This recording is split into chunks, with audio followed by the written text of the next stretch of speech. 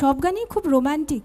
আগেকার দিনের কিংবদন্তি শিল্পীরা সমস্ত গান যেগুলো বানিয়েছিলেন আমাদের জন্য, মানে আমরা তো গঙ্গা জলে গঙ্গা পুজো করি, সমস্ত সব গানই এত অসাধারণ। কোনটা ছেড়ে কোনটা গাই, 4টে গানের মধ্যে বড় অসুবিধা হয় আমাদের বাঁচতে।